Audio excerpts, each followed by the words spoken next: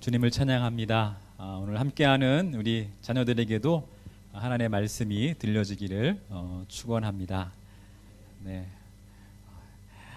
오늘 말씀의 성벽을 재건하라 제목입니다. 우리 옆에 계신 분에게 말씀의 성벽을 재건하십시오. 한번 인사하겠습니다. 아멘.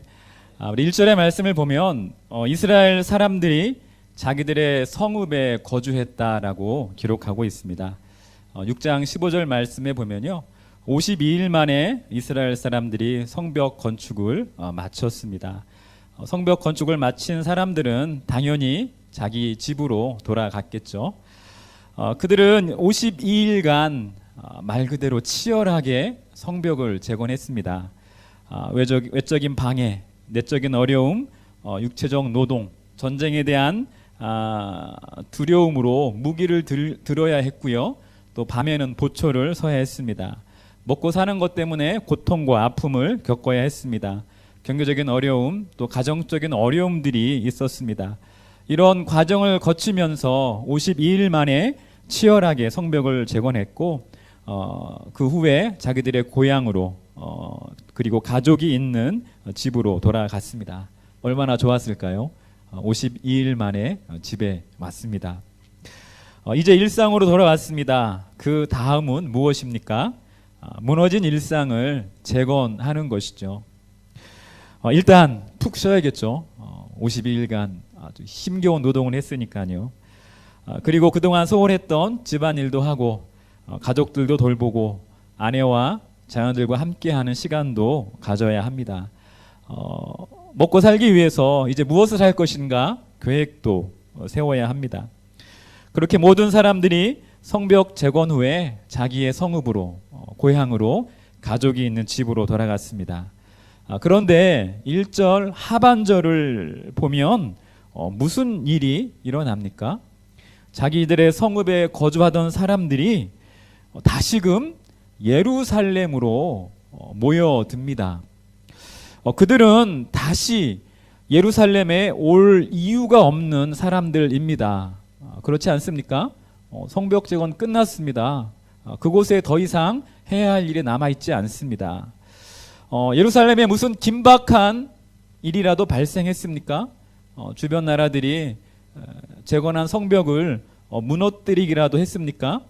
아니면 총독 느헤미야가 아니면 누군가가 그들을 모이도록 명령했습니까? 그들은 누군가의 명령이 아닌 스스로 자발적으로 모였습니다. 이 모이다라는 그 원뜻을 보면 명령이 아닌 자발적인 모임이었음을 알 수 있습니다. 고향집에 있어야 할 사람들입니다.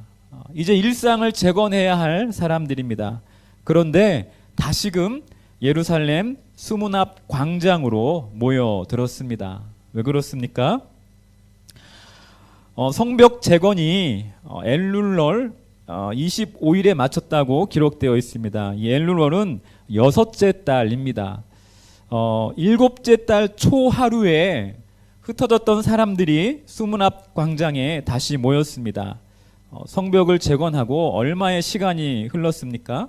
불과 5일입니다. 불과 5일 전에 예루살렘에서 성벽 재건을 마치고 떠나온 사람들입니다.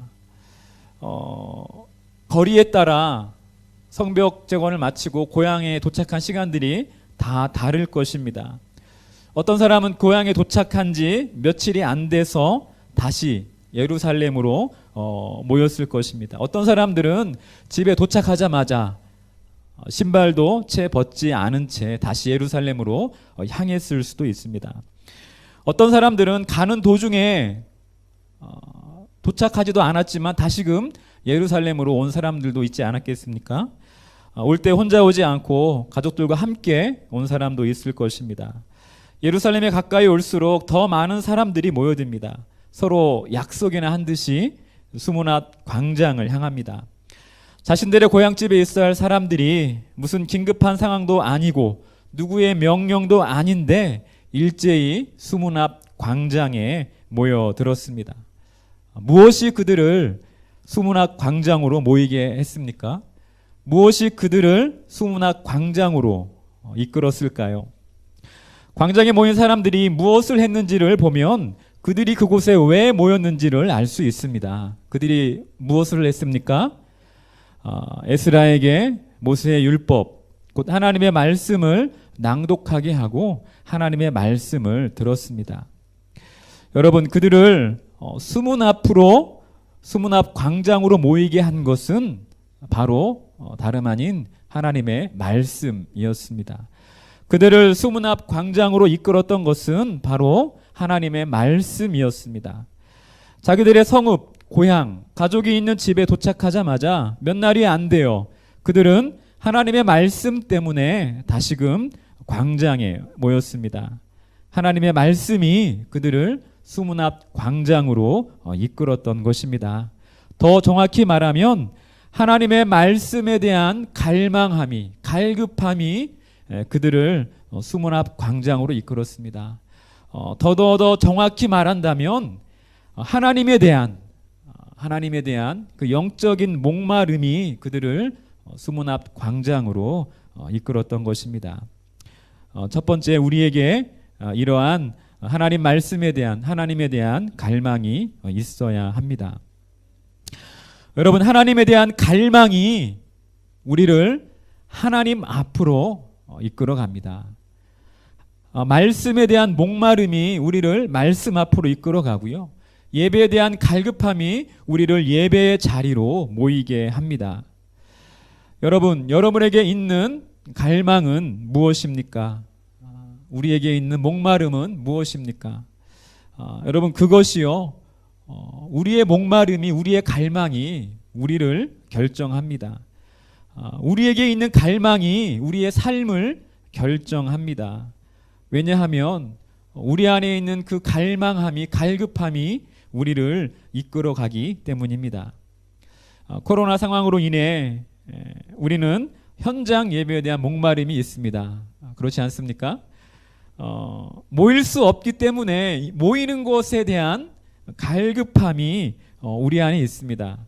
우리 양성교사님 광고 시간에 말씀하셨듯이 어제 인도 예배를 드리는데요. 저희도 이렇게 지켜보면서 감동이 되더라고요.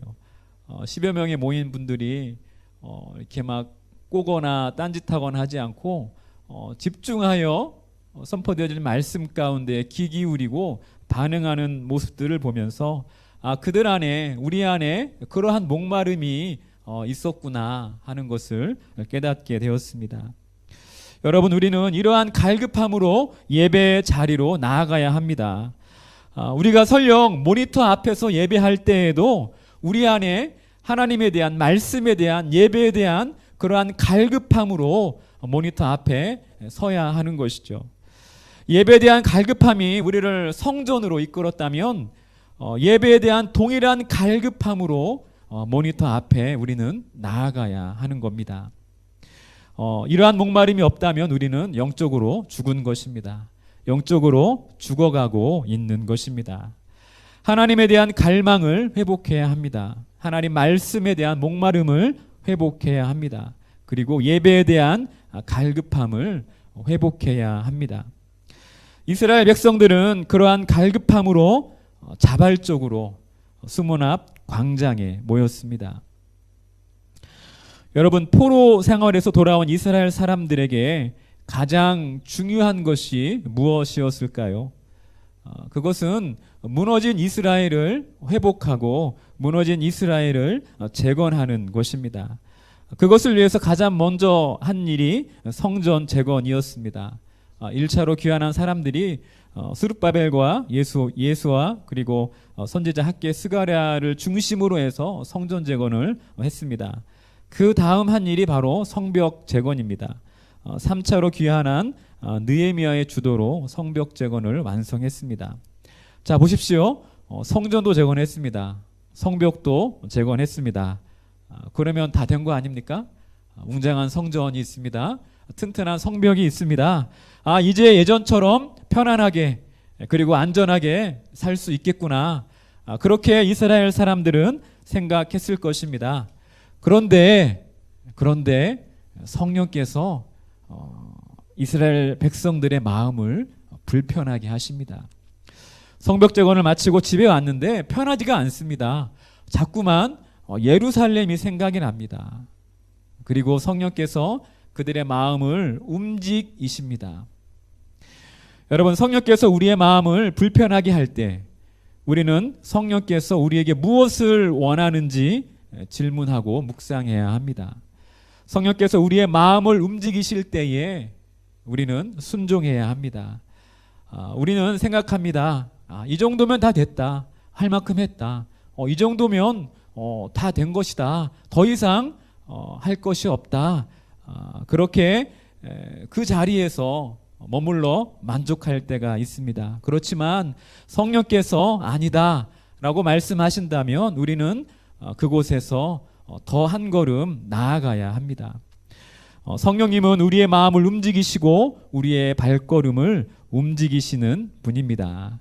우리 함께 한번 따라해 볼까요? 성령님은 우리의 마음을 움직이시고 우리의 발걸음을 움직이시는 분입니다. 아멘.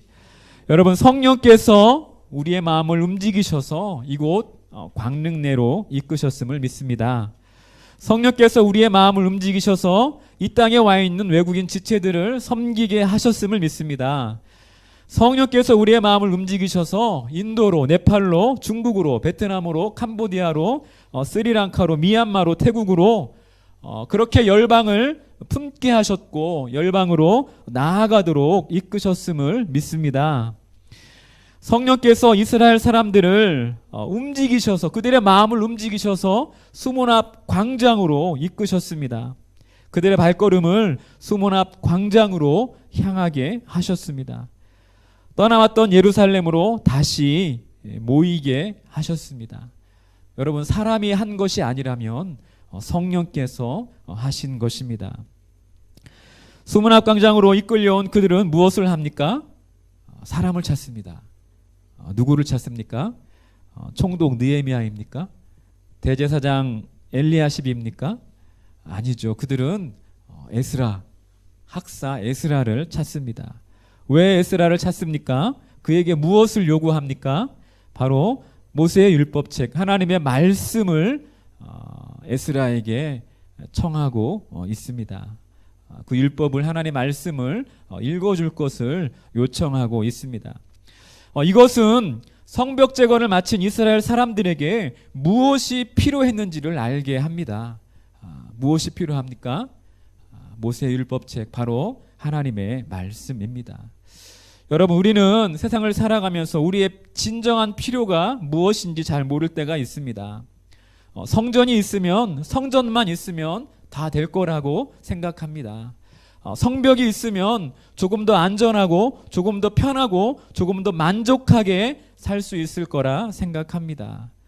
성전도 있어야 하고 성벽도 있어야 합니다. 그러나 진정한 필요가 무엇인지를 모르고 있는 것이죠. 세상을 살아갈 때 우리에게 필요한 것을 얻고자 우리는 수고합니다. 사역을 할 때에도 사역에 필요한 것을 구하고 찾습니다. 필요하다고 생각하는 것들이 채워지지 않을 때 우리는 두려워하고 낙심하고 슬퍼하고 때로는 분노하기도 합니다. 필요하다고 생각하는 것들이 채워지면 안심합니다. 그런 것들을 대표하는 것들이 바로 이 성전과 성벽입니다. 성전이 있고 성벽이 있으면 다 됐다라고 만족하고 생각합니다. 모든 필요가 완벽하게 채워졌다고 생각합니다. 요즘 유튜브가 대세입니다. 그렇죠. 여러분, 유튜브 하루에 보는 시간들 얼마나 됩니까? 유튜브 안에 거의 모든 것들이 다 있습니다. 우리가 필요로 하는 모든 것들이 다 있다라고 말해도 과언이 아닐 것입니다. 넘칩니다. 너무 많습니다. 없는 게 없습니다. 유튜브 하나면 우리의 모든 필요를 채울 수 있을 것 같습니다. 말씀도 그렇고요. 설교와 찬양과 예배와 강의와 간증이 차고 넘칩니다. 마치 성전과 성벽 같습니다. 그렇게 우리는 어떻게 보면 유튜브에 길들여지고 있습니다. 유튜브를 신봉하는 사람들도 생겨납니다. 그러다가 유튜브에 지배를 받게 되지 않을까 염려되기도 합니다. 성전과 성벽이 좋은 것임에도 성령은 이스라엘 백성들을 하나님 말씀 앞으로 이끌어 갑니다. 우리는 하나님의 말씀 앞에 있는 시간보다 유튜브 앞에 있는 시간이 더 많지는 않습니까? 우리의 진정한 필요가 유튜브 안에 있습니까? 아니면 하나님 말씀 안에 있습니까? 유튜브에 길들여지겠습니까? 아니면 하나님의 말씀에 길들여지시겠습니까? 세 번째는요, 이스라엘 백성들의 진정한 필요는 바로 하나님의 말씀이라는 사실입니다. 그렇기 때문에 성령께서 그들을 수문 앞 광장으로 이끌었고 에스라에게 하나님의 말씀을 청하게 하는 것입니다. 성전이나 성벽은 필요하고 좋은 것이지만 변하고 무너집니다. 그러나 하나님의 말씀은 영원합니다. 이것이 성령께서 이스라엘 백성들을 수문 앞 광장으로 하나님 말씀 앞으로 이끄신 이유입니다. 성령께서 우리를 하나님의 말씀 앞으로 이끌어 가십니다. 하나님 말씀 앞에서 말씀 앞에 서게 하시고 듣게 하시고 깨닫게 하십니다. 왜냐하면 우리의 진정한 필요가 바로 하나님의 말씀 안에 있기 때문입니다. 여러분, 말씀 앞으로 우리를 이끌어 가시기를 바랍니다. 여러분의 삶의 자리에서 하나님 말씀 앞에 설 때에 우리의 진정한 필요가 무엇인지 깨닫게 되고 채워지게 될 줄로 믿습니다. 백성들의 요청에 의해 에스라는 율법을 펼칩니다. 그러자 백성들이 모두 다 자리에서 일어났습니다. 에스라가 하나님을 찬양하자 백성들도 화답하며 하나님께 경배했습니다. 그리고 에스라가 율법을 낭독하자 모든 백성들이 그 율법책에 귀를 기울였습니다. 레위 사람들은 백성들이 율법을 이해하고 알아듣도록 설명해 주었습니다. 낭독하고 그 낭독한 말씀에 귀 기울이고 그 말씀을 설명하고 그 설명을 듣고 하는 일이 오늘 말씀에 보면요, 새벽부터 정오까지 약 6시간 동안 이어졌다라고 기록하고 있습니다. 여러분, 그 결과가 무엇입니까?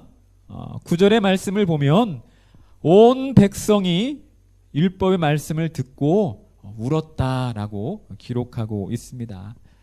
6시간 동안 말씀을 듣고 그 말씀을 이해하고 깨닫는 과정들을 통해서 그 백성들의 마음 가운데 하나님 주시는 감동과 눈물이 그들에게 있었음을 알 수 있습니다. 여러분, 우리들도 동일한 경험이 있지 않습니까? 말씀을 듣고 말씀의 자리에서, 예배의 자리에서 감격하여 눈물을 흘리며 하나님의 은혜에 감사하며 하나님께 나아갔던 그런 경험들이 동일하게 우리들에게도 있음을 보게 됩니다. 그 경험이 여러분 과거의 추억으로 끝나지 않기를 원합니다. 옛날에 그랬지, 몇 년 전에, 몇십 년 전에, 예전에 그러한 일들이 있었지, 그것으로 만족하는 것이 아니라 우리는 날마다 말씀 앞에서 하나님 주시는 감동과 감격과 눈물이 있어야 될 줄로 믿습니다. 그러기 위해서 우리는 날마다 말씀 앞으로 우리 자신을 이끌어야 하는 것이죠. 여러분, 하나님 말씀 앞에 서야 하나님의 역사를 경험합니다. 할렐루야. 하나님 말씀 앞에 서야 하나님 주시는 은혜를 체험하게 되는 것이죠. 왜냐하면 하나님의 말씀은 살아있는 말씀이요 역사하는 말씀이기 때문에 그렇습니다.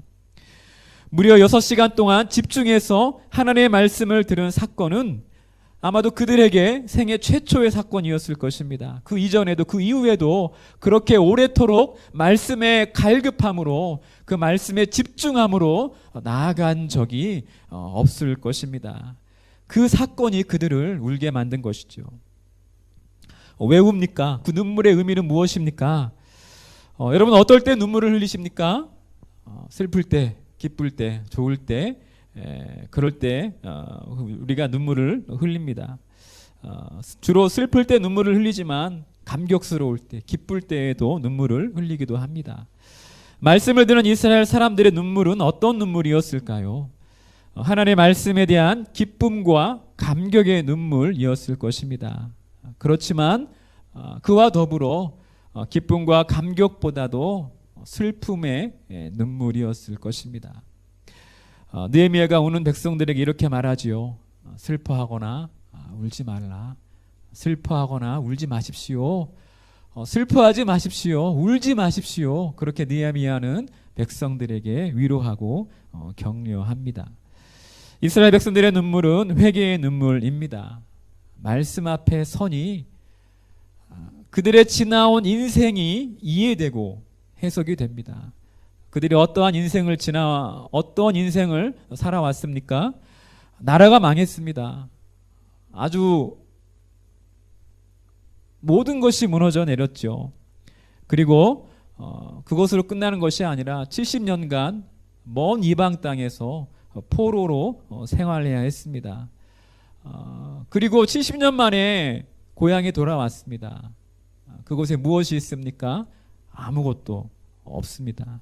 이것을 어떻게 그들이 받아들이고 이해할 수 있었을까요? 말씀 앞에 서니 그 모든 것이 말씀에 기록되어 있었습니다. 네 번째, 하나님 말씀 안에 인생의 모든 질문에 대한 해답이 들어 있습니다. 여러분, 그들이 포로 생활하면서 얼마나 많은 인생의 질문들을 하나님께 쏟아내었을까요? 무너진 이스라엘, 무너진 그들의 삶을 보며 하나님을 향한 원망을 어쩌면 곱씹었을지도 모릅니다. 그런데 말씀 앞에 서니까 그렇게 고민하고 그렇게 원망했던 그 모든 질문들과 원망이 순식간에 해결되었던 것입니다. 여러분, 우리들은 어떻습니까? 우리들의 모습이 이와 같지 않습니까? 우리들의 삶을 돌아볼 때에 망하기도 합니다.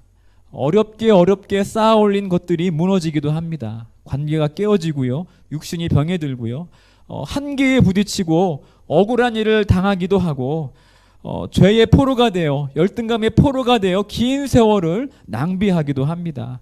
이해할 수 없는 상황, 납득할 수 없는 상황과 환경에 직면하기도 합니다. 그러면서 하나님을 향해 원망하기도 하죠. 하나님을 향하여 수많은 질문들을 쏟아내기도 합니다. 그 해답을 찾기 위해서 여기저기 기웃거리기도 합니다. 심지어는 용하다는 사람을 찾아가는 사람도 있기도 합니다. 그렇게 몸부림치다가 답을 얻으면 좋지만 답을 찾지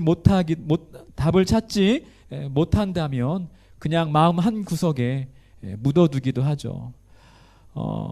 어떤 경우에 있어서는 답을 찾지 못해서 극단적인 선택을 하는 사람도 있을 것입니다. 여러분, 그러한 인생의 절벽 앞에서 하나님을 만나 인생의 해답을 찾은 사람들의 간증을 우리는 종종 듣기도 합니다. 어쩌면 우리가 만나는 이주민 지체들이 이처럼 인생의 절벽 앞에서 인생의 해답을 찾고 있는지도 모르겠습니다. 돈을 벌기 위해서 이 땅에 왔지만 그들은 어쩌면 돈이 아니라 그 인생의 해답을 찾고 있는지 모르겠습니다. 인생의 해답이 돈에 있다고 생각하기에 그 돈을 벌기 위해서 먼 이국 땅에 와 있는 것이죠. 그들의 삶을 보면요, 그들의 상황을 보면 너무 쉽게 인생의 절벽에 노출되어 있음을 보게 됩니다. 이러한 것이 비단 이주민들 뿐이겠습니까? 우리 주변을 돌아보면 이처럼 인생의 절벽 앞에서 인생의 해답을 찾고 있는 사람들이 존재합니다. 우리가 그들에게 답을 줄 수 있습니까? 우리가 그들에게 해답을 줄 수 있습니까? 주고 싶지요. 그러나 우리 안에 그 해답이 존재하지 않습니다. 그렇지만 우리가 답을 줄 수는 없지만 그 답이 있는 곳, 그 답이 있는 분을 우리는 알려주고 그분에게 안내할 수 있습니다. 여러분, 이것이 우리의 사역입니다. 이것이 우리의 삶입니다. 이스라엘 백성들이 하나님의 말씀 안에서 인생의 해답을 발견했습니다. 우리들에게도 이러한 은혜가 있기를 축원합니다. 여호와를 기뻐하는 것이 너희의 힘이다. 할렐루야. 오늘 말씀은 분명하게 선포합니다. 여호와를 기뻐하는 것이 너희의 힘이다. 그러기에 우리는 하나님을 기뻐할 수 있습니다. 우리는 하나님을 기뻐해야 합니다.